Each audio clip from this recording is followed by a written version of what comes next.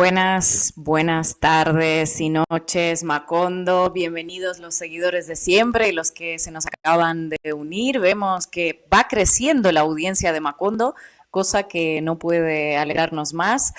Hoy tenemos un programa poco habitual porque, en primer lugar, volvemos a estar los tres en América Latina y compartiendo horario, finalmente, en distintas partes de la patria grande, pero bueno, da igual, ya estoy haciendo el programa en el mismo uso horario con mis compañeros, cosa que me da envidia, por cierto. Segundo, porque a pesar de esta coincidencia que raras veces se da, vamos a hablar en la primera parte del programa de una región que nunca tocamos y la verdad es que muy pocos medios de esta parte del mundo y de Europa la tocan en general. En este año, algo más de un año que llevamos citándolos aquí todos los jueves en Macondo, hablamos de Estados Unidos, de Europa, de China, pero principalmente de América Latina, y hoy nos vamos a África, como bien han podido ver en la miniatura del vídeo, más concretamente a la región del Sahel, que es ese cinturón que divide el desierto del Sáhara del Norte de la zona selvática al sur y que está formado por países como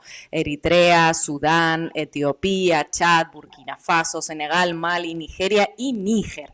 Y Níger es el país que en las últimas semanas ha estado en la mira de todos los medios de comunicación por un golpe de Estado al presidente aliado de Francia y Estados Unidos, con amenazas de intervención para restablecer el orden por parte de la comunidad de países africanos. De hecho, esta eventual intervención parece estar concretándose en estos precisos momentos. Ya la comunidad de estados africanos ha dicho que la iniciaría en las próximas horas. Francia está de acuerdo. Bueno, vamos a hablar de todo esto. ¿Qué pasa en Níger? ¿Por qué después de años sin hablar apenas de África ni de las numerosas guerras que azotan al continente se pasó a hacer coberturas diarias? ¿Y qué tienen que ver con todo ello? Bueno, en primer lugar, el pasado colonial, Francia, Estados Unidos, luego el orden internacional basado en reglas y los recursos naturales, obviamente. Nos resultó interesante analizarlo a nosotros, los que hacemos Macondo todas las semanas, y sospechamos que vamos a hablarlo con un experto africanista, por cierto, desde una perspectiva quizá algo más distinta a la que pueden oír actualmente en los grandes medios. Esperemos que esto también sirva para despertar el interés en todos en esta región tan frecuentemente olvidada. Y bueno, y luego volveremos a Ecuador, que está viviendo, diría yo, la campaña presidencial más sangrienta en años, que nos remite a la Colombia de los años 80 y 90. Van 2 candidatos muertos en algo más de 2 semanas en Ecuador. Primero el alcalde de Manta, Agustín Intriago, asesinado a finales de julio, lo hablamos aquí. Y ahora el candidato presidencial, Fernando Villavicencio, cuyo asesinato ya reivindicó la banda criminal Los Lobos, vinculada al cártel de Jalisco Nueva Generación.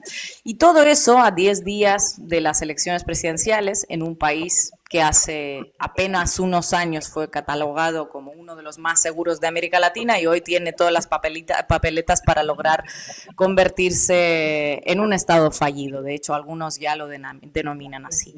Así que acabo aquí la intervención, que se ha hecho larga. Disfrutando de que no tengo tanto sueño como habitualmente. Así que saludo a mis compañeros, saludos a toda la comunidad de Macondo, bienvenidos y vamos a arrancar.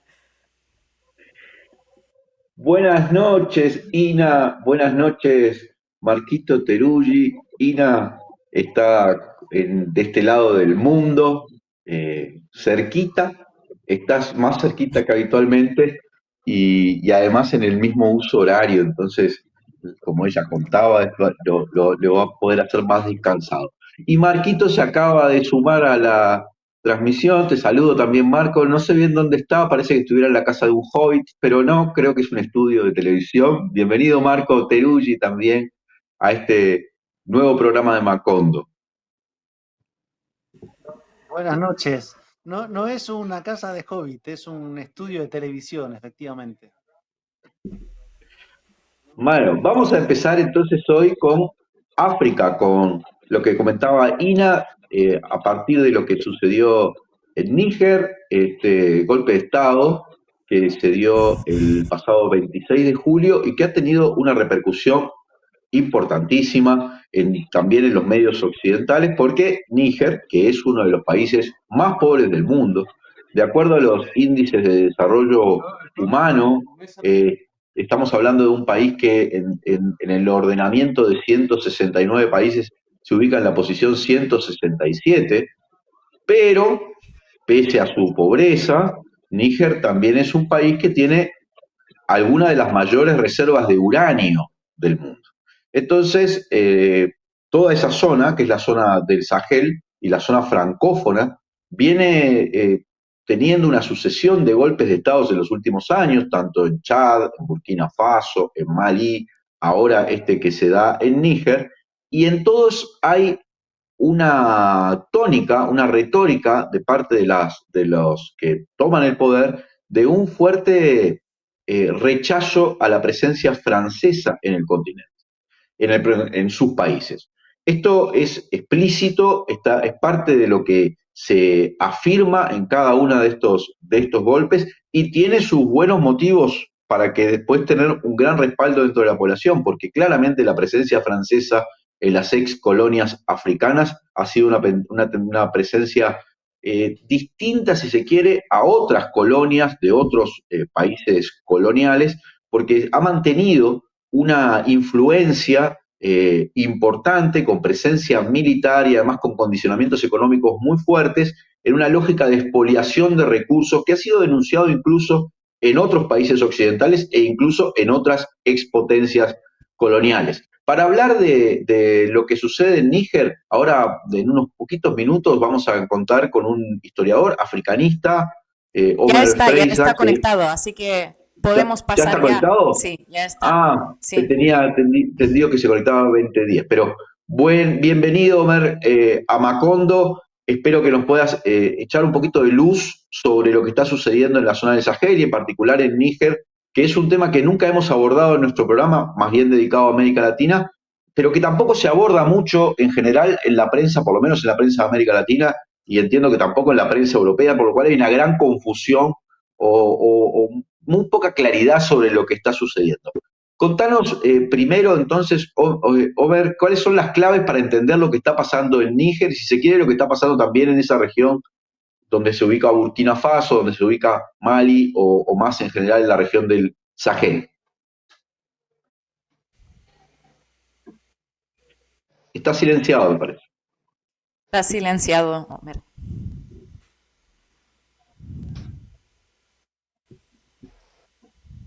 Hola, ahora sí. ¿Qué tal? ¿Cómo Ahora están? sí. Muchas gracias por la invitación. Mira, lo podemos agrupar en tres causas, tres variables, si se quiere. En la mayoría de los enfoques, que son pocos, o sea, hay poca noticia, hay poca información de verdad, más en los medios argentinos. Por ahí, obviamente, Francia, España le dan más importancia. Aparecen mucho las consideraciones geoestratégicas. La cuestión de la puja de poder de las superpotencias detrás, y eso me parece que está bien, pero que ignora otras dos variables importantes del conflicto, en mi opinión, que son la dimensión regional, que es tal vez lo que se cubre, lo que más se está hablando por la cuestión de esto que fue noticia hoy, de esta cumbre que se esperaba, de la ECOWAS, de la CEDEAO, que es la Comunidad Económica de Estados de África Occidental, que tiene un peso importante en la región y que de alguna forma está dividiendo las aguas en dos, y la verdad que la decisión de la cumbre que se celebró a cabo en Abuya, Nigeria, que es como el principal socio de esta organización regional que abarca 15 estados, incluyendo Níger, o sea, Níger ahora ha sido suspendido, igual que Mali, Burkina Faso, Guinea-Conakry, que son otros estados que han sufrido golpes militares en cierta tendencia, o sea, hoy, regionalmente hablando en esta clave, atravesamos desde Sudán hasta Guinea, casi de punta a punta, de este a oeste del continente, y tenemos una seguidilla de golpes militares. Hoy Níger ha, digamos, transmutado a una suerte de gobierno civil de transición, con mayoría de gobernantes civiles en el gabinete, 4 mujeres, 15 civiles y 6 militares. Esa es la dimensión regional que está como dividiendo aguas en el continente, en la región más que nada. Y después también algo que está completamente olvidado es la dimensión local, doméstica del conflicto. O sea, el golpe no es instigado por la superpotencia, el golpe pasado del 26 de julio, sino que hay variables de consideración de peso muy, muy local. Es verdad, pero hay un sentimiento antifrancés muy fuerte. Creo que ahora el país más odiado entre estos países que son de la órbita francesa, efectivamente, es Francia por lejos.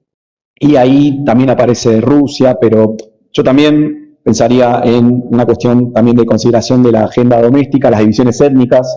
O sea, Mohamed Bazoum, el presidente depuesto, es de un grupo de extracción árabe minoritario, y Abdurrahman Chiani, que es su antiguo guardia presidencial, más allá de una puja de poder que uno depone al otro, porque se la veía venir y él pensaba que lo iba a deponer Bazoum, es de la etnia Hausa, que es mayoritaria, que también comparte mucha cultura con el norte de Nigeria. Entonces yo creo que estas tres dimensiones, la geoestratégica también, acá hay una cuestión, la centralidad de Francia, que hoy está en crisis en la región, vuelvo un poco a la dimensión geoestratégica, si se quiere. Francia es vital, para Francia, digo, es vital el uranio nigerino, como otros productos africanos también de sus ex colonias, que hoy son parte de esa comunidad francesa de una forma, de 15 países que tienen moneda francesa, una moneda emitida y digitada por Francia. Entonces, el uranio nigerino es la consideración económica y geoestratégica de por qué la importancia. Básicamente, más o menos uno de cada 10 hogares franceses tienen luz gracias al uranio enriquecido nigerino. Y Francia es la segunda potencia nuclear del mundo. Entonces, extrae uranio de varias formas, pero es importante la consideración sobre Níger. Y también la cuestión de la seguridad. O sea, la bandera de Francia, la presencia ahí es el combate contra la inseguridad, contra el yihadismo.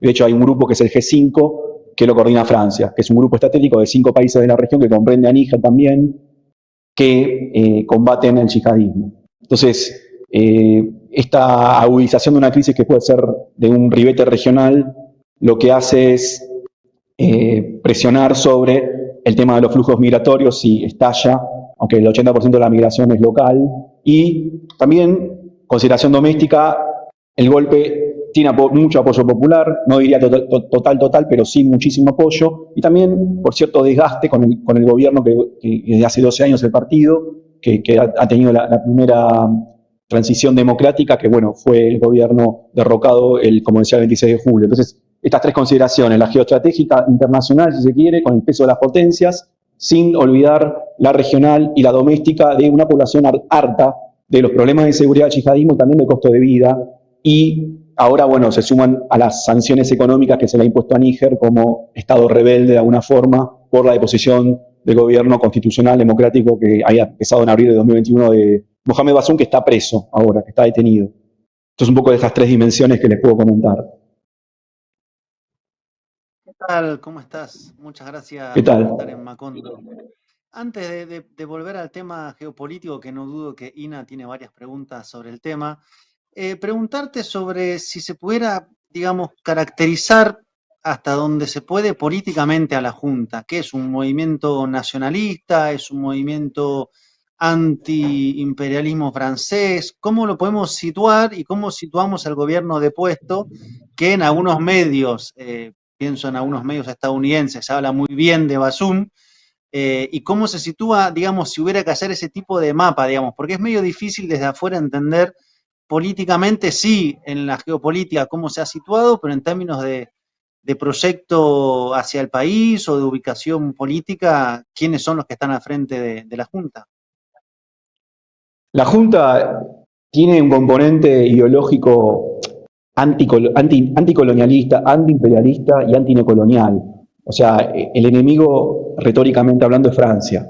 Esto está muy a colación de que hay una tendencia, como decían al principio, de los golpes de Estado, y fue muy llamativo, aunque no sea Níger, pero es el vecino Burkina Faso, del líder, del interino de la Junta que tomó el poder en septiembre del año pasado, de golpe al golpe que pasó. Burkina tuvo 2 golpes en menos de un año. Ibrahim Traoré, líder joven de 35 años, un militar, lo que hizo en la cumbre Rusia-África, el 28 de julio, cuando estaba cerrando este encuentro tan importante en San Petersburgo, dio un discurso muy acalorado, denunciando al imperialismo francés, al neocolonialismo, y llamando de alguna forma a la liberación africana. Yo me mantendría digamos, escéptico, o sea, o más que nada en la cautela, en la espera, a ver qué pasa con esto.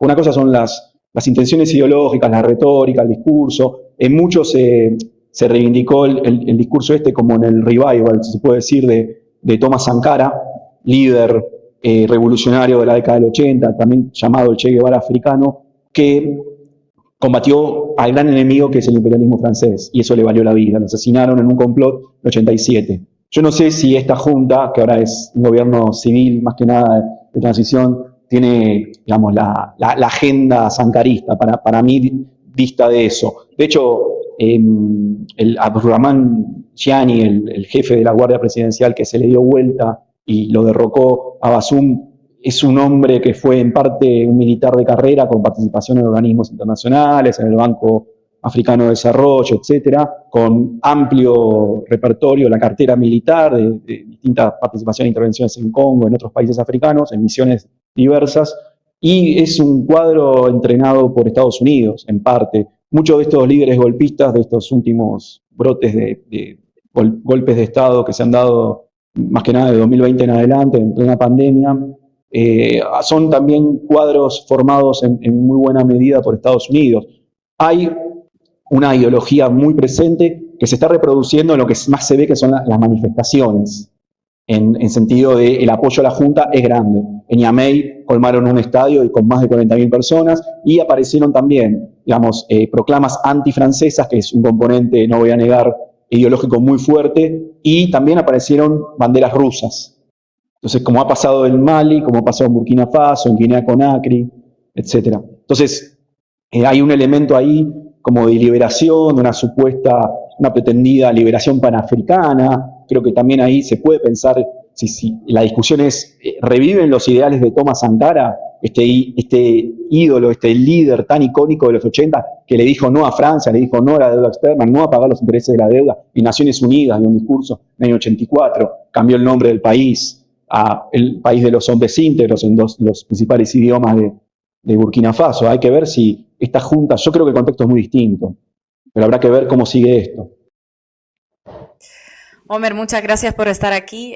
No te vamos a quitar mucho tiempo, pero a mí me gustaría saber, vistas las últimas declaraciones, ¿no?, de ECOWAS, CDA, Comunidad Económica de Estados de África Occidental, de que en las próximas horas ya podrían iniciar esa intervención con las fuerzas de Nigeria y de los aliados, ¿no? Aliados comprendemos que se trata de Estados Unidos y Francia, básicamente podrían iniciar esa intervención militar en Níger para restablecer el orden, restablecer el gobierno democráticamente elegido, etcétera, etcétera. ¿Qué consecuencias podría tener esto para la región del Sahel? ¿Es verdad lo que se está diciendo, que vamos a un paso de una nueva gran guerra en África? ¿Y qué podría pasar a partir de ahí? ¿Podemos hacer algún tipo de conjetura? Siempre, lo dejo a título especulativo, siempre me recorre el fantasma de lo que fue la Primera Guerra Mundial Africana. Una guerra internacional en África Central, producto de conflicto doméstico que se internacionalizó y se regionalizó en África Central, en la República Democrática del Congo, la patria de Lumumba, que tanto se opuso al imperialismo y que Sankara reivindicaba, por ejemplo, que estalló un conflicto que ha dejado la secuela. Estamos hablando hace 25 años, se inició, que venía un poco de antes también, 2 guerras del Congo se llaman, 5 millones de muertos. Digamos, yo no sé si es dable comparar, pero siempre una guerra no le conviene a nadie. Por ahí había leído que a Nigeria le conviene la salida de una guerra para distraer de sus propios problemas domésticos la agenda local, que la tiene muy cargada de temas. Pero la verdad que nadie quiere una guerra. Me parece ciertamente vacilante la actitud de la ECOWAS. Primero da un plazo del 30 de julio al 6 de agosto como un ultimátum, no lo cumple, da vueltas y al final dice que va a seguir negociando, que digamos que no quiere cortar los esfuerzos de negociación, pero por otro lado empieza a movilizar tropas a Nigeria, ¿no?, en la frontera con Níger, Senegal también, Costa de Marfil, Benín y otros estados. Obviamente, como decís vos, Sina, es Francia y Estados Unidos son en bastidores los 2 grandes soportes de la ECOWAS, y la verdad que están en una actitud vacilante para mí, haciendo los cálculos costo-beneficio de lo que es una guerra regional que a nadie le va a servir y va a agudizar las crisis. Ya hay una crisis alimenticia. Hay por lo menos 30 millones de personas que no comen en el Sahel. Una guerra no va a mejorar ni nada del otro mundo.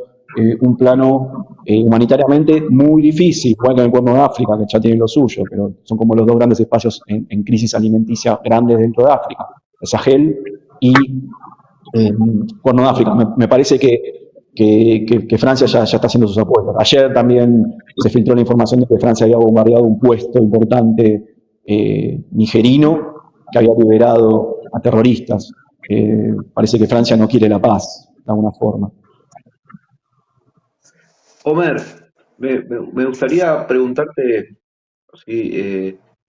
¿Cuál es la situación? En todos estos países se invoca mucho la situación de seguridad asociado con la presencia militar de, no sé, guerrillas islamistas o integrismo islámico. En definitiva, está un poco en la explicación de por qué Traoré dio el golpe dentro del golpe en Burkina Faso, diciendo, bueno, estos tipos, el anterior mandato no estaba logrando controlar ese problema de seguridad. También está un poco en la explicación que dan estos otros estados occidentales de África que dicen que quieren intervenir, diciendo complican la situación de seguridad vinculado con el integrismo islámico. ¿Cuál es esa situación en este momento? Esas fuerzas, ¿qué fuerza realmente tienen y cuánto amenazan la estabilidad o la integridad incluso de esos estados? La razón, muy parecida al caso de Burkina, que está muy fresco, que ahora en septiembre se cumple un año del golpe dentro del golpe. Ambas causas directas del golpe, igual que ahora el 26 de julio pasado en Níger, es la falta de capacidad de reacción contra el yihadismo. O sea, se acusan a fuerzas nigerinas o burkinabé, en ese caso, débiles, y realmente el yihadismo es una amenaza colosal, es un tema de extrema preocupación. Yo te diría, Marco, que entre Níger, Burkina Faso y Malí tenés tal vez el triángulo más inseguro del planeta en lo que hace a cuestiones securitarias. Y me parece que de alguna forma tal vez la retirada completa de Francia agudizaría una situación de inseguridad que ya viene grave, pese a la retórica panafricanista. O sea, con esto estoy diciendo que Francia le aporta grandes beneficios, pero en realidad, para cerrar, puntualmente el motivo de que Gianni haya tomado el poder y depuesto a Mohamed Bazoum es la incapacidad de la fuerza de seguridad de combatir el yihadismo. Ese es el gran problema de fondo, tal vez. Lo que pasa es que también hay otras razones. El costo de vida, Níger lo señalaron en la introducción ustedes, es casi el país más pobre, el indicador de Naciones Unidas es el desarrollo más bajo del planeta. Entonces, el golpe ha tenido atractivo y por eso tal vez explica finalmente por qué no ha habido reacciones importantes como ahora, internacionales o regionales, al golpe. Esto es porque esta vez el golpe tiene incluso más, el nuevo gobierno tiene más apoyo que los anteriores, tal vez. Aunque tampoco todo el mundo lo apoya, pero me parece importante señalar que la población pide a gritos, la población civil pide a gritos solución urgente, más allá de que si está Rusia, que si está Francia, pide solución urgente a los problemas domésticos de agenda, que es la inseguridad y el tema de los alimentos, el tema de la pobreza estructural. Un poco para cerrar. Ahora, Homer, yo venía siguiendo el tema en Francia, porque Francia hace ya varios años que tiene desplegada su operación militar en el Sahel. De hecho, creo que hace casi 8 años aproximadamente. Veía algunos programas de televisión donde planteaban, de hecho, las fuerzas militares francesas responden al mando francés y no tanto a las autoridades locales. Ahora, si después de 8 años de operaciones militares, con 1.500 hombres desplegados, el saldo es que es de las zonas más peligrosas y que el problema de Boko Haram y los grupos terroristas no ha disminuido, ¿no hay también un balance y una pregunta para hacerse qué es, digamos, lo que hace o no hace Francia en ese territorio donde hace 8 años que tiene militares, helicópteros, bases y finalmente empeora la cosa? Bueno, la presencia francesa en Sahel, sobre todo en el ambiente francés, influencia ex-metropolitana francesa, está completamente en crisis. De hecho, Malí y Burkina Faso, Francia se fue casi. Se prohibió la emisión de Radio France Internacional, France 24, etcétera, etcétera. y había relocalizado sus operaciones militares, que hasta el momento mantiene tropas 1.500 aproximadamente en Níger. Pero el problema es que Francia está en crisis. Y en realidad la operación militar madre de todo es Serval, que empieza por la crisis en el norte de Malí, que esa misma crisis irradia a Burkina y a la vecina también Níger. Entonces, la presencia francesa está completamente en crisis desde todo punto de vista. Me parece importante señalar que Francia se está yendo de alguna forma. Y acá a Níger es una invitación a que se vaya, por eso tanta resistencia. La tercera es la vencida, sin contar Guinea, ¿no? Pero pienso, por ejemplo, más que nada en Malí y Burkina Faso.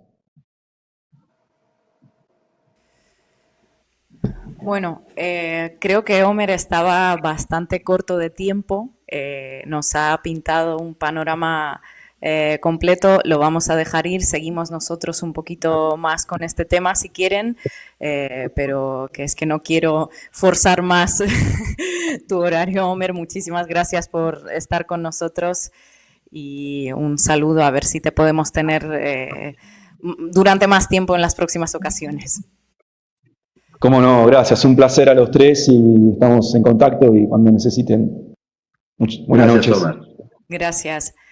Gracias. No sé, Marcos, si querías añadir algo sobre las manifestaciones, ¿no?, en Níger, porque veo que están llamando mucho la atención las banderas rusas, que como dijo Homer, aparecen siempre en este tipo de revueltas, al menos en Burkina Faso pasó, en Mali además estuvo fuerte la presencia de Grupo Wagner. No sé, ¿qué opinarás de esto?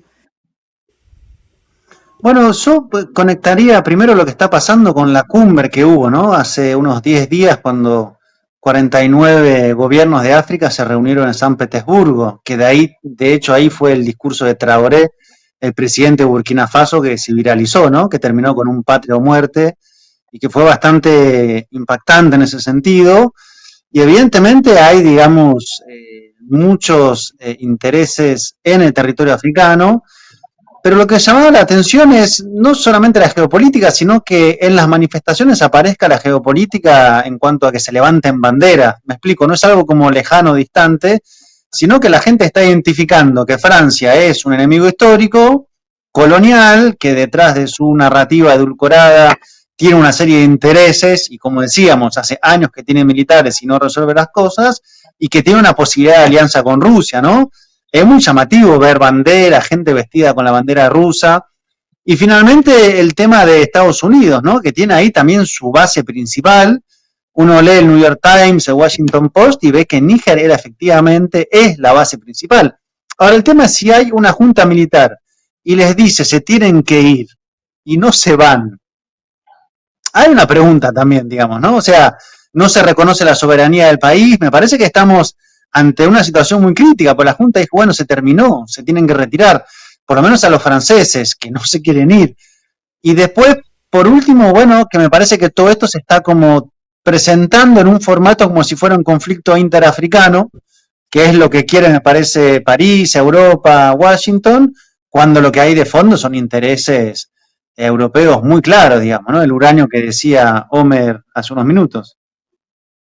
Más allá del uranio está el tema del proyecto de gasoducto transsahariano de 4.000 kilómetros que empezó a construirse el año pasado y tenía que unir Nigeria con Algeria, justamente a través de Níger, y llevar hasta como 30.000 millones de metros cúbicos de gas anuales a Europa. 30.000 millones de metros cúbicos de gas, para que se hagan una idea, es la mitad del volumen que la Unión Europea le compró el año pasado a Rusia, con lo cual ahora mismo ese proyecto evidentemente está amenazado y si la Junta sigue, pues igual hasta se puede suspender, al menos si no se retoman, ¿no?, los flujos de ayuda financiera que Estados Unidos le prestaba a Níger, que de momento la cortó. Entonces, las banderas rusas yo tengo clarísimo por qué aparecen ahí, porque Rusia ahora mismo se coloca digamos, en las antípodas, ¿no? Al proyecto occidental, a las colonias. Después podemos discutir si tiene que ver con la herencia soviética, que es muy fuerte en África, que hay mucha gente que estudió en la URSS, que recuerda mucho lo que ha sido la lucha de la Unión Soviética para liberar a los países africanos del colonialismo, ¿no? Podemos después hablar hasta qué punto la Rusia contemporánea es la continuación de ese proyecto, que en mi opinión para nada, y se está aprovechando ahora mismo, viendo que para muchos, bueno, pues se está convirtiendo en una especie de paria internacional y ha visto pues un potencial tremendo en África, en América Latina, y se están reforzando muchísimo esos lazos, condonando deudas y enviando grano gratis, ¿no? Como lo han hecho. Eso yo creo que está claro. Ahora, de ahí, de ver las banderas rusas en esas manifestaciones a insinuar que está a la mano de Moscú, creo que es una ridiculez. Hasta el momento no se ha visto nada, ninguna confirmación. De hecho, el Ministerio de Exteriores ruso se ha pronunciado en contra del golpe de Estado de los golpistas. Después vamos a ver si hay alguna especie de apoyo, quizás a través del grupo Wagner, que tiene un historial de actividades muy rico en los países africanos, sobre todo en Mali, en la República Centroafricana, y recordemos que ya no están en Ucrania, sino que se han ido a Bielorrusia, si nos fiamos de la información oficial rusa, con lo cual hay toda una serie de efectivos que, según ciertas fuentes extraoficiales, han recibido permiso para seguir operando en África. Así que habrá que estar pendientes de todo lo que va a pasar allí. Me encantaría decir algunos comentarios con respecto a todo esto, pero tenemos que meternos ya con lo que sucede en Ecuador. Tenemos ya la presencia de Orlando Pérez, desde que nos va a contar un poquito lo que ha sucedido. Como saben todos ustedes, al finalizar el acto, un acto en Quito, el miércoles de tarde, uno de los candidatos a la presidencia, Fernando Villavicencio, fue asesinado por un grupo de tareas. Hay algunos detenidos, extranjeros en general, sicarios colombianos.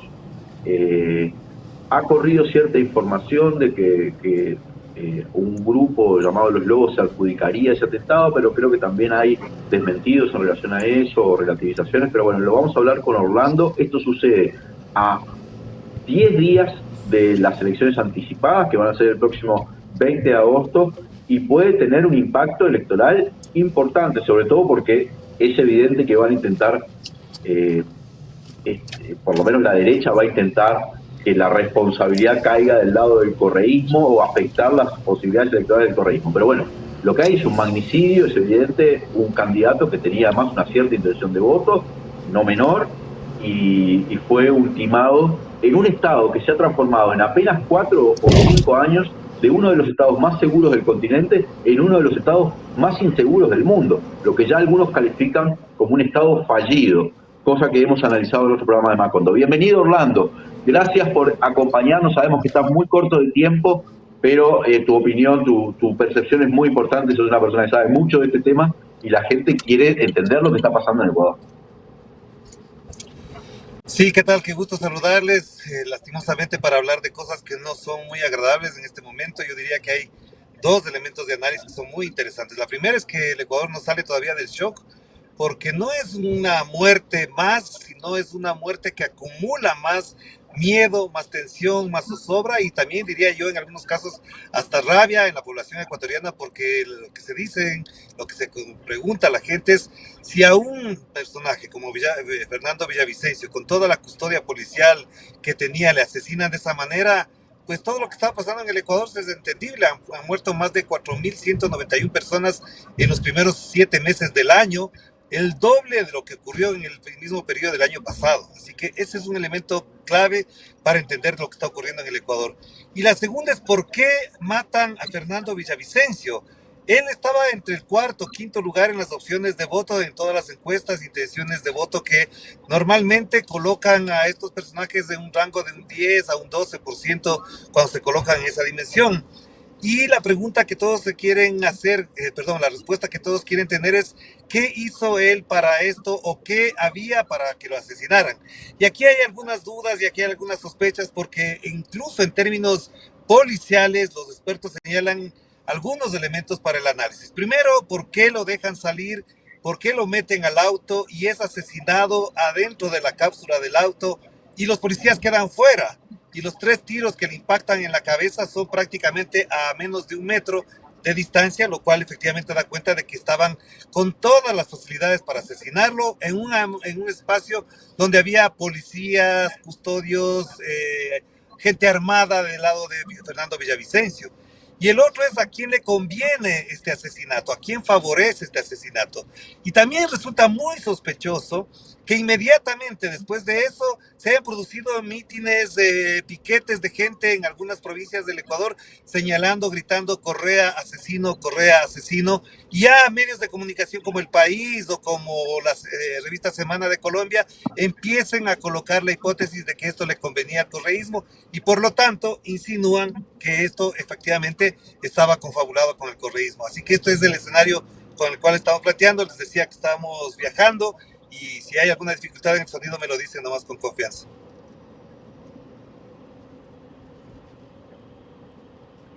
Ina, adelante. ¿Qué tal, Orlando? Muchas gracias por estar otra vez, un gusto como siempre.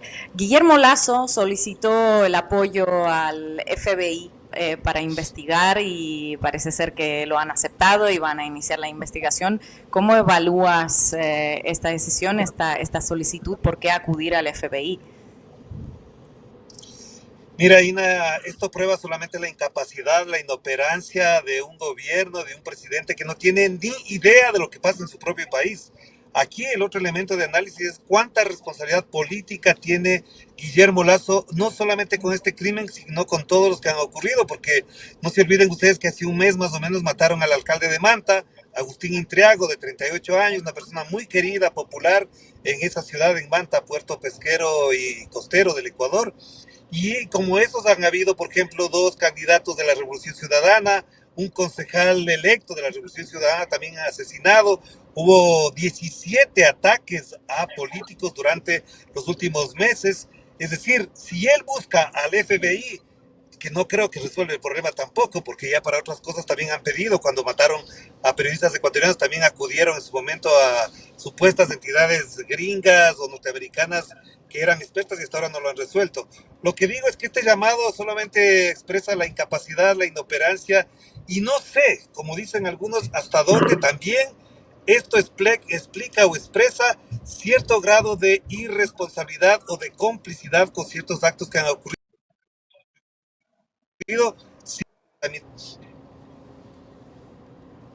Orlando, ¿cómo estás? Y una pregunta de percepción social.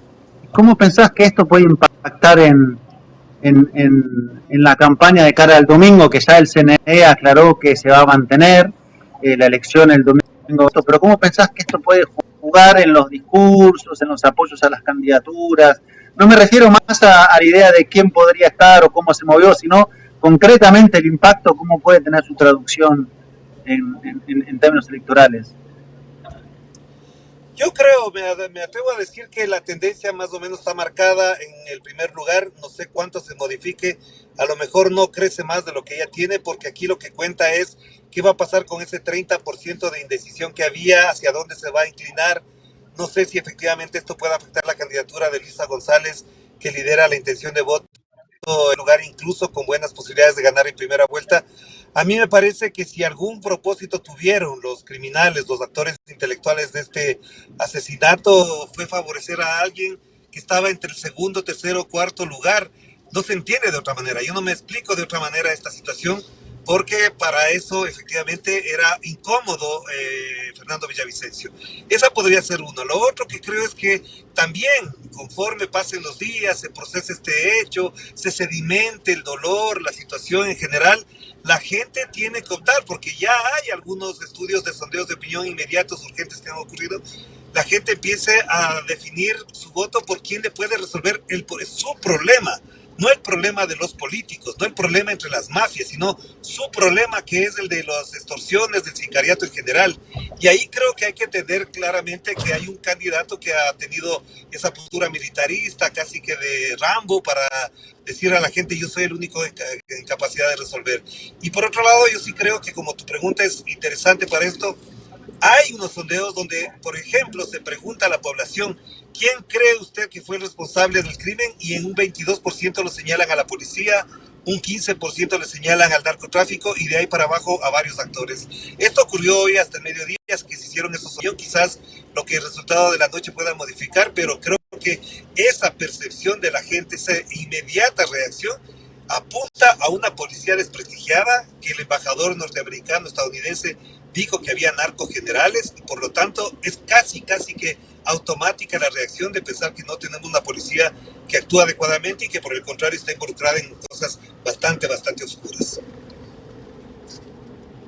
Orlando, antes de que tengas que irte, porque sé que tenemos un tiempito muy corto, en Ecuador en los últimos meses, en los últimos años, pero en los últimos meses se ha visto una enorme cantidad de actos de violencia que se atribuyen al narcotráfico. Hemos visto desde masacres dentro de las cárceles hasta zonas como Guayaquil, donde se ha aumentado en varios, en 300%, creo, el número de homicidios, o sea, números así astronómicos. Haciendo una conjetura, ¿te parece que estamos ante un crimen, ¿sí? Perpetrado, organizado por actores políticos o por el narcotráfico tratando de incidir en la política? Yo sé que es muy difícil hacer una estimación de eso, pero creo que es un escenario distinto, sobre todo considerando que Guillermo Lasso fue a la muerte cruzada, declaró estado de excepción y en los últimos meses hemos temido que Guillermo Lasso actuara de alguna manera para afectar el proceso electoral. Mira, esto que acabas de mencionar tiene que estar pensado y analizado también desde otra perspectiva que es muy importante para que lo entienda la población que vive por fuera del Ecuador o quienes no conocen de cerca la lógica política del Ecuador. La muerte cruzada ocurre porque se inicia un juicio político en contra de Guillermo Lasso por denuncias de vinculaciones con bandas criminales, con la mafia albanesa en particular. Y uno de los principales testigos sospechosos que estaba involucrado, señalado en el proceso, es asesinado brutalmente un mes y piquito después de que se denuncie el caso. Un personaje muy allegado al gobierno, muy allegado a Guillermo Lasso, el señor Rubén Chérez, que es asesinado después de haber sido torturado brutalmente. Ese caso no se ha resuelto, ese caso está en la impunidad absoluta, el caso de Agustín Intriago también, y todo esto, con respecto a lo que tú comentabas y preguntabas, tiene que ver con que efectivamente esas mafias, esos grupos criminales han sido también parte de un gran negocio que ha ocurrido en el Ecuador y que es el lavado de activos, que CELAC lo denunció y lo demostró con más de 3.500 millones de dólares el año 2022.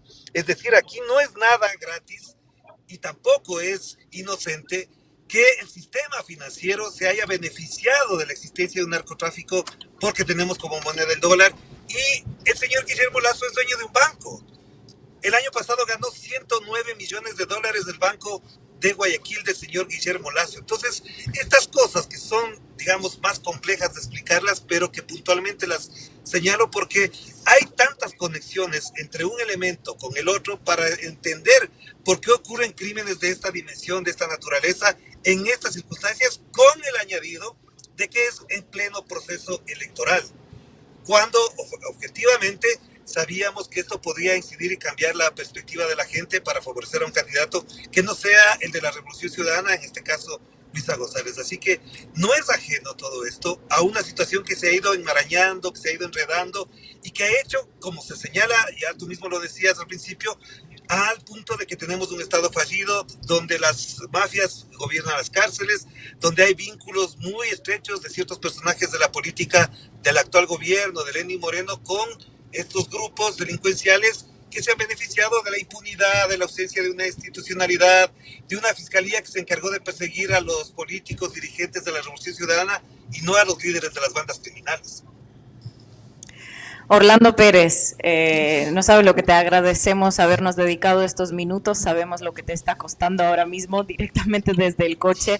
Muchas gracias por estar con nosotros. Bueno, faltan 10 días para las elecciones, esperamos no tener que contactarte así de última hora por alguna calamidad por el estilo. Gracias, Orlando, por estar con nosotros como siempre, y no se olviden de seguir en Clave Política en Telesur y las redes de Orlando para unos análisis muy interesante sobre lo que está pasando en Ecuador.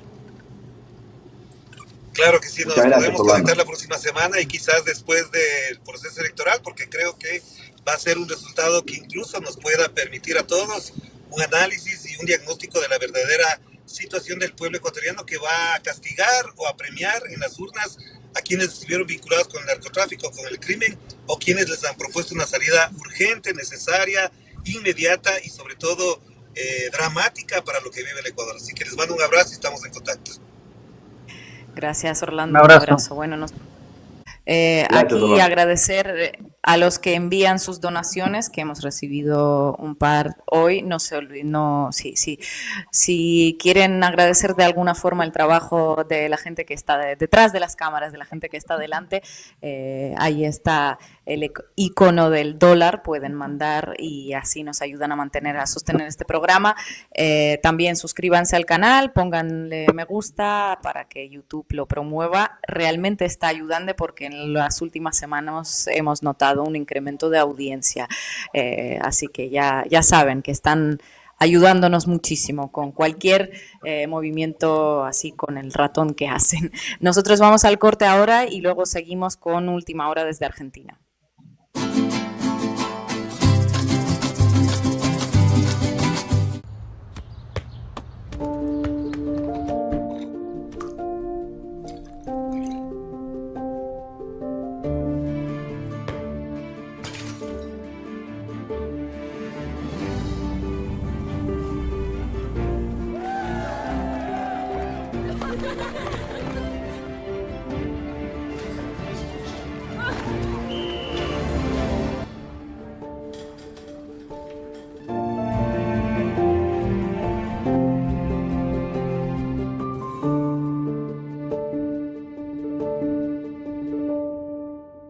Firma Digital Habitat es una plataforma para que todos los usuarios puedan subir, firmar y enviar documentos con la misma validez que la firma presencial, garantizando que todos son quienes dicen ser. Solicitala sin costo en nuestra web e identificate por única vez en cualquiera de nuestros locales para poder firmar desde donde estés. En Habitat, hoy más que nunca, te hacemos la vida más fácil.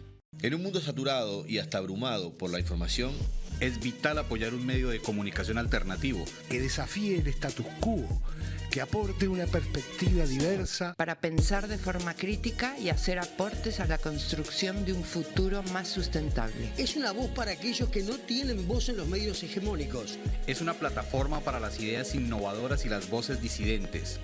Apoyar a Caras y Caretas es fomentar la libertad de expresión y la diversidad informativa. A veces estamos muy en la chiquita. Y si no, mira. Sí, ponele choclo, picles, ¿te gustan? Dale, ponele todo. Total es gratis. Estamos tan en la chiquita que barremos cualquier tipo de límite. ¡Epa! ¡Qué boquita! Pero, aunque parezca que hasta los más chiquitos están en la chiquita, solo parece. Tomá. Pateala, campeón, porque los uruguayos somos grandes, de corazón. No estés en la chiquita. Pensá en macro. Cuanto más compras, menos pagás. Macromercado es negocio. En lo que va del periodo, el recorte en la ANEP supera los 150 millones de dólares. Pueden y deben rendir más. Que no te recorten el futuro. FENAPES.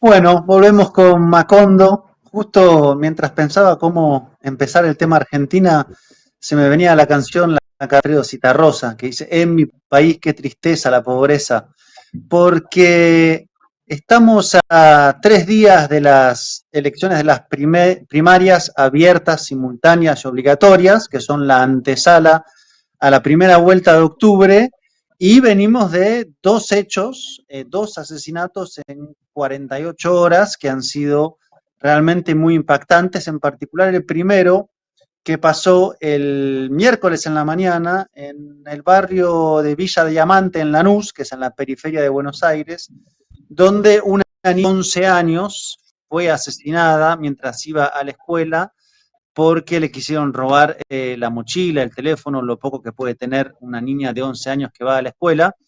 Y el hecho conmocionó profundamente, se suspendieron todos los actos de campaña esa misma tarde, y hoy fue el día del entierro de la niña, que fue también absolutamente impactante porque se veía a sus compañeritos de colegio al lado de el ataúd cubierto de flores, así que eso ha venido, digamos, a irrumpir en la política de las elecciones como un cross a la mandíbula de la realidad. Hay que ver cómo se traduce políticamente, lo podemos analizar después, pero a su vez recién, hace 2 horas aproximadamente, fue asesinado, podríamos usar ya la palabra, por la policía de la Ciudad de Buenos Aires, que está gobernada por Horacio Rodríguez Larreta, que se presenta a candidato presidencial. La policía asesinó a un militante que se llamaba Facundo Morales, que lo asfixiaron. Está el video, recién lo tuiteé, que básicamente lo tenían boca abajo, no podía respirar, lo dieron vuelta y murió. Así que si la elección venía en un clima difícil económicamente, por la inflación, por el dólar paralelo, desde ayer hasta hoy pasó a un clima absolutamente revuelto y yo diría trágico por lo que está pasando en cuanto a represión, violencia, inseguridad y todo lo que eso va como generando en los ánimos sociales, en los pensamientos, en las ideas políticas. Así que esta sería una manera de abrir el tema de lo que está pasando en mi país, como cantaba Cita Rosa. Me parece que teníamos un vídeo de un testigo que estaba explicando un poco lo que pasó en esta manifestación cuando lo asfixiaron. Estábamos de las 3 de la tarde, estábamos terminando el acto, estábamos diciendo que esta Argentina hay 50% de chicos pobres con un país extremadamente rico. Estábamos diciendo que están los compañeros de las comunidades originarias acá reclamando por su territorio. Estábamos denunciando toda la situación y cuando estábamos terminando el acto, la policía irrumpe, quiere detener a un compañero, no lo dejamos. Y ahí es cuando avanza toda la infantería, detiene a 4 o 5 compañeras y detienen a Facundo, y en esa situación no sabemos si por asfixia, por descompensación o por qué razón el compañero se descompone. Es lo que suponemos, porque lo único que veíamos que estos milicos asesinos, lo único que hacían era RCP, y la policía nunca llegó, la policía nunca llegó, de la misma forma que nos conocen acá, nos llegan a nuestro barrio cuando nos pasan algo, es la policía de Berni, es la policía de Garbeta, es la policía de es la policía de interacción en Chubut. ¿Y qué pasó? No vino la policía, ¿y qué pasó? ¿Y qué pasó? Cuando viene alguna vez un compañero que se muere, que no sabemos si el compañero está muerto o no, pero parecía que el compañero estaba muerto y un compañero muerto. ¿Se sabe si está muerto todavía? Sí, se lo llevaron al hospital Ramos Mejía. ¿Y hay personas detenidas? Sí, además de que tenemos un compañero que no sabemos si está muerto, hay compañeras que están detenidas. Cuando le dijimos que la liberen, vinieron todas las motos y nos tiraron las motos de encima. La compañera que venimos de distintos lugares del país, de los distintos barrios, y se la llevaron a la compañera. Es así, este sistema funciona así. Funciona que cuando uno denuncia lo que piensa, después te reprime. ¿A dónde están detenidas? Creemos que en la comisaría 13. ¿Son 3? Son como 5, compadre. No vamos muy bien de audio, pero creo que se entendió, ¿no?, la gran mayoría de lo que estaba diciendo el testigo, y la conclusión es que que te reprimen cuando no estás de acuerdo, ¿no?, con algo. Es muy desesperante ver, oír estos testimonios de la ciudad de Buenos Aires en el año 2023 y bueno, lamentablemente es como si fuera un preaviso, ¿no?, de lo que podría ser. Ya lo hemos visto también en Jujuy hace unas semanas, aunque nada terminó así, no hubo víctimas mortales. Y yo no puedo no recordar el caso de Santiago Maldonado, y siempre está la misma fuerza política, ¿no? En este tipo de sitios cuando sucede esto. Siempre o, bueno, en la gran aplastante mayoría de los casos.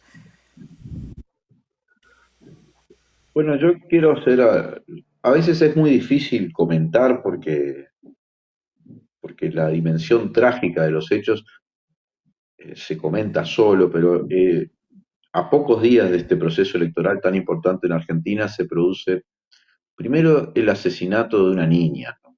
El asesinato de Morena en la localidad de Lanús, una niña de 11 años que está yendo a la escuela a las 7:30 de la mañana, que es una tragedia indiscutible, que es una cosa terrible, espantosa, conmocionante, y que tuvo su repercusión inmediata desde el punto de vista social, también político. Todos los candidatos suspendieron sus actos de campaña, creo que lo hicieron además porque sensibilizó a toda la sociedad y la política es parte de lo que sucede en la sociedad. Pero hubo también, y no se puede ocultar esto, un intento de politización del crimen y de atribuir responsabilidades de manera completamente irresponsable y falsa. En particular, quiero señalar, porque la localidad donde es asesinada Morena, Lanús, es una localidad gobernada por la derecha, por Grindetti. Ahora, bueno, Grindetti es candidato con Bullrich, así que está su segundo. O sea, la población de Lanús, además, responsabiliza mucho a la policía y al servicio de ambulancias de Lanús, que es, quiero ser claro en esto, en que hay una responsabilización de la localidad, pero claramente la derecha intentó instalar que uno de los homicidas detenidos era en realidad un menor de edad que hace un tiempo había sido protagonista de un hecho donde la policía intentó detenerlo sin ninguna causa y fue defendido por la diputada Natalia Saracho, que participa del armado de Juan Grabois, una persona que viene de los sectores más humildes de la Argentina y probablemente la primera diputada cartonera de América Latina, ¿no? Y le quisieron echar la responsabilidad de ella como si ella hubiese defendido los derechos de delincuentes y esos delincuentes terminan matando a una niña. Pero se probó rápidamente que no, que los detenidos eran mayores de edad, que ese otro muchacho que era menor no tenía absolutamente nada que ver y que le estaban tratando de chantar a pocos días de las elecciones a Natalia Saracho y con esto al peronismo o al kirchnerismo, bueno, en este caso a Grabois, la responsabilidad de un crimen donde evidentemente no tiene absolutamente nada que ver. Una politización de la muerte de una niña. Pero ojo, porque fue una politización amplificada por los medios y que puede tener impacto electoral. Pero quiero decir que esto es una actitud de un nivel de irresponsabilidad y además de un nivel de miseria, ¿sí? Que utilizar esto para tratar de pegarle a Natalia Saracho, además completamente injusto, a una militante cartonera, es algo que merece el repudio de todas las sociedades, no solo de la sociedad argentina, sin desconocer lo que es lo brutal de la tragedia y lo que significa que maten a una chiquita que está yendo a la escuela. Una escuela llamada Almafuerte, a mí me surgen las Almafuertes, casi los versos, porque... pero bueno. Ahora, con el crimen que se produce hoy, ¿no?, de Facundo Molares, Schoenfeld, el asesinato de un militante que de algún modo a mí me convoca también a un pequeño homenaje, porque yo estuve leyendo e informándome sobre Facundo, y la historia de Facundo es la historia de un militante y de un militante internacionalista, ¿no? Este muchacho que fue asesinado hoy... Este muchacho que fue asesinado hoy es un muchacho nacido en el año 75, hijo de un militante sindical, que comienza su actividad militante en Argentina, enfrentándose al menemismo, o en el 2001, si se quiere, y después decide hacer un camino parecido o inspirado un poco en la figura del Che, recorre América Latina, se involucra en la militancia en Colombia, incluso llega a integrar una columna de guerrillera de la FARC, se va de Colombia, vuelve a la Argentina, se transforma en un periodista que cubre actividades sociales, militancia social, va a Bolivia, con el golpe de Estado, a cubrir el golpe de Estado, donde es baleado en una represión e incluso permanece en coma y después es detenido. Y está durante muchos meses detenido en el gobierno dictatorial de Jeanine Áñez, ¿sí? Hasta que luego es liberado y logra retornar a la Argentina y se vuelve a involucrar en el activismo, en el periodismo militante, de cubrir actividades sociales, y termina en esta manifestación de hoy siendo asesinado por la policía en una represión absolutamente injustificable de la policía de la ciudad de Buenos Aires. Mataron a un joven, mataron a un militante, mataron a un tipo comprometido y lo mataron además sin ningún tipo de justificación, una persona que no estaba armada, una persona de 48 años en el contexto de una movilización social y a pocos días de las elecciones. Él y su memoria merecen también, por lo menos de mi parte, un homenaje, porque hizo su vida una vida de lucha, de militancia por cambios sociales, por la mejora de la sociedad, de los pueblos de América Latina, y hoy fue asesinado por la policía. Yo espero, no puedo hacer otra cosa, que el domingo estos sucesos, que obviamente han conmocionado a la sociedad argentina y van a repercutir en su conciencia, que no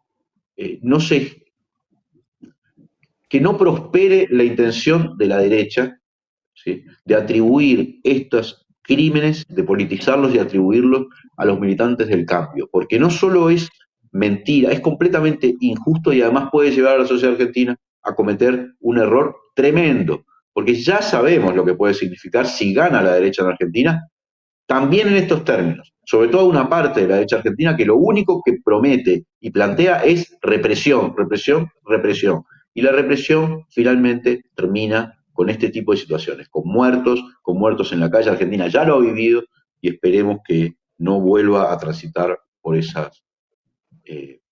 tiempos que hay que dejar atrás. Yo dos cositas quisiera agregar. Lo primero es que a mí me llama la atención que a 3 días de las elecciones, en el Obelisco, o sea, el centro más céntrico de Buenos Aires y de la Argentina, sea asesinado un militante en una protesta que no era una gran protesta, que no estaba amenazando a nada, que no estaba por generar una crisis. No lo sé, solamente digo que es llamativo que a 3 días de las elecciones pase algo así. Lo dejo ahí sentado como señal, como intuición. Después que a Facundo lo conocí una vez, estuve tomando unos mates con él en Bolivia justo antes del golpe de Estado, en el 2019 en Santa Cruz.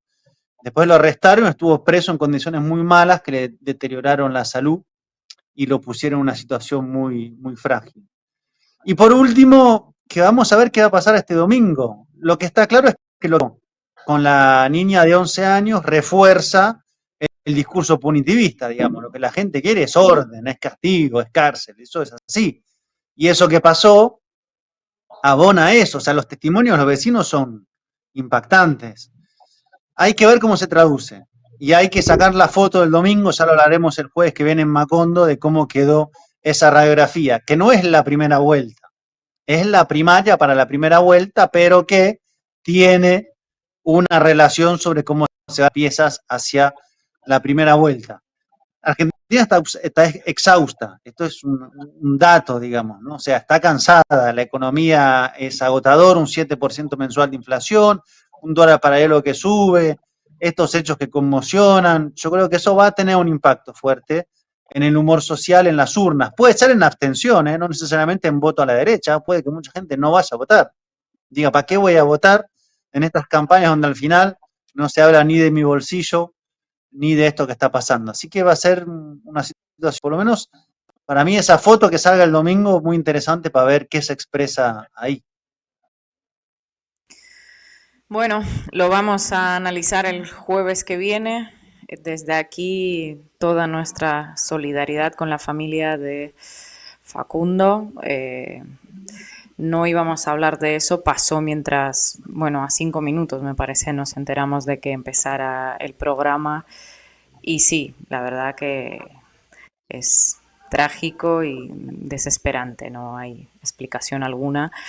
Vamos a seguir viendo qué pasa el domingo y de momento nos despedimos de esta comunidad de Macondo. Hemos tenido un programa así un poco triste, ¿no? En todos los temas solo queda la desesperación, pero bueno, nosotros al menos estaremos acompañándolos para que se enteren de ella. En África, luego, en América Ina. Latina y por ahí. Vamos el jueves que en viene. China.